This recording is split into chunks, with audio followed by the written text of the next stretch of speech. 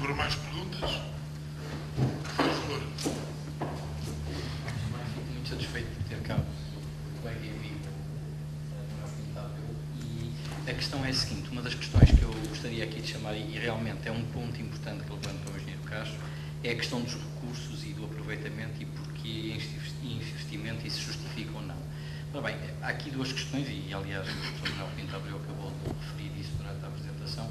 Uma das primeiras questões é território. Portanto, é a última oportunidade que nós temos de alargar território e área sob jurisdição nacional, sem basicamente mudarmos, envolvidos em conflitos armados. Portanto, uma das questões que acontece também é que, em termos do conhecimento do fundo oceânico, realmente conhece menos do que se conhece sobre Marte. Porque em Marte nós conseguimos ter sondas e fazemos uma série de... Por exemplo, temos uma topografia de Marte com um detalhe que nós não temos do fundo oceânico. Relativamente ao que existe em Portugal, por exemplo, há 10 anos nós desconhecíamos completamente que existiam hidratos de gás no fundo do mar, na nossa zona.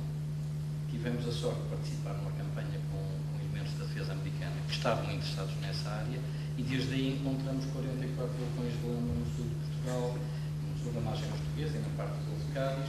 Recuperamos hidratos de gás dessa zona que pode ser uma das energias do futuro.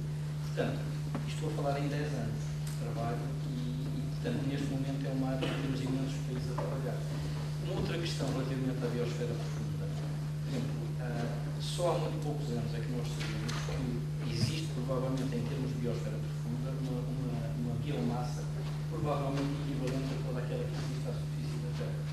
Ora bem, nos estudos que se têm feito no âmbito do Ocean Debate Program, nós temos encontrado micro-organismos, bactérias, arqueias, a profundidades de ordem de 1000 metros. E foi as zonas até onde se falou neste momento. Ora, as potencialidades biotecnológicas têm aumentado profundamente. Por outro lado, a questão da exploração dos fundos marinhos, até aqui há uns anos, quando houve trabalhos de proteção de Portugal, procurava-se até aos 200 metros. Hoje em dia, no Brasil, explora-se a 3.000 metros. Estamos a avançar para os 3.000 metros de profundidade. Na nossa margem, inclusivamente, os últimos dados feitos por uma companhia, que não são dados públicos, mas pela DGS não PEC, apresentam uma série de indícios de bacias profundas bastante interessantes. Portanto, o que eu diria é que realmente, por um lado, conhecemos muitíssimo pouco, aliás, conhecemos quase nada realmente da nossa área sob jurisdição. As potencialidades que nós temos, não vamos dizer que são gigantescas, mas provavelmente temos muito mais do que pensamos, mas temos imenso a trabalhar aí. Portanto, todo este trabalho é um trabalho que realmente é um início do conhecimento disso. Portanto, eu penso que para nós é altamente importante. Já agora eu tinha só uma pergunta, que eu não sei como muitos presentes sabem, algumas destas questões estão em algum sigilo ainda atualmente. Mas houve uma reunião que tivemos na Islândia aqui há uns anos, onde se discutiu a questão dos Açores e digamos, utilizar assim, as semelhanças que existem entre os dois sistemas nos Açores e na Islândia relativamente ao prolongamento ao longo da crista. Fez-se algum avanço nessa área, com a Islândia em particular? Como o professor Luís Menezes Pinheiro referiu, uma das dificuldades de falar destes projetos é que estes projetos, à luz das Nações Unidas e porque a comunidade dos países assim o definiu, caem no âmbito daquilo que é considerado a segurança nacional dos Estados.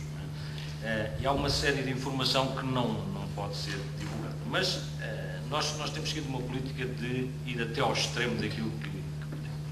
E realmente fizemos progressos nisso.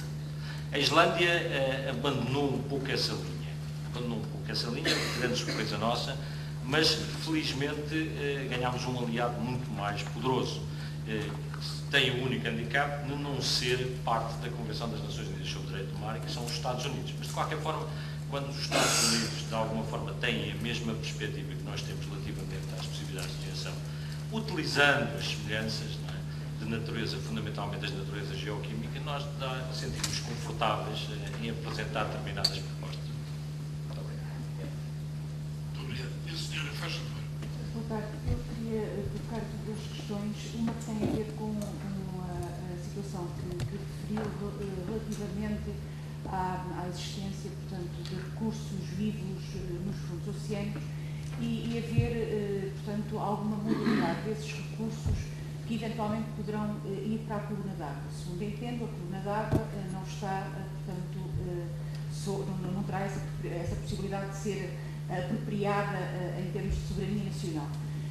Neste caso, como é que esta possibilidade de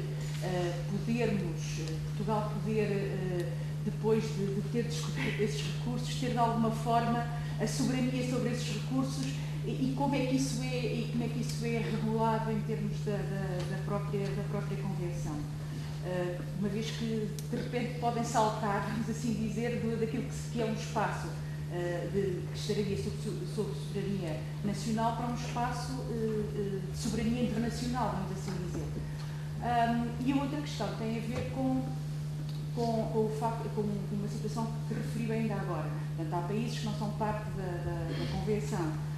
Não sendo parte da Convenção, mas entretanto podendo eventualmente aderir à Convenção, terão também essa possibilidade de fazer a sua submissão da sua extensão, da extensão da plataforma continental, ou no quadro da Convenção é agora e nunca mais para quem esteja ou para quem não esteja. O objetivo é que realmente, para além de atribuir os direitos soberanos para a gestão e exploração, isto obriga também o compromisso dos Estados à preservação dos sistemas. E, portanto, à constituição de linhas de boa prática ou acordos de boas práticas a nível mundial que levem a que esses sistemas não sejam vandalizados e, portanto, não sejam explorados por meios indevidos apenas para fazer saltar os recursos para a comunidade. Mas é evidente que aqueles que estiverem na coluna de água podem ser apanhados. Aliás, de tal forma assim é que uma das maiores fontes de amostras utilizadas pelas farmacêuticas até há algum tempo era irem à lota ou irem aos cais quando chegavam os navios de pesca e fazerem as recolhas das redes de arrasto, nomeadamente das redes de arrasto de amostras que lhes interessavam. Portanto, eles utilizavam todos os meios para recolherem essas amostras. Aqui, neste caso, também, por outro lado, não é natural que aqueles recursos que estão a 4.000, 5.000 metros de profundidade venham para profundidades bastante menores. E, na generalidade, por exemplo, atividades como atividades de pesca desenvolvem-se até aos 1.000 metros. Algumas mais fundo, mas não na generalidade. E, por outro lado, as áreas de investigação, mais de 98% da investigação profunda desenvolve-se até aos 800 metros de profundidade. Já hoje é uma profundidade muito significativa. Como eu digo, com capacidade para ir a estas profundidades e trabalhar a estas profundidades, são muito poucos os países e muito poucos os sistemas que os podem fazer. Mas, de qualquer maneira, se eles aparecerem, ficam na posse de quem os tiver.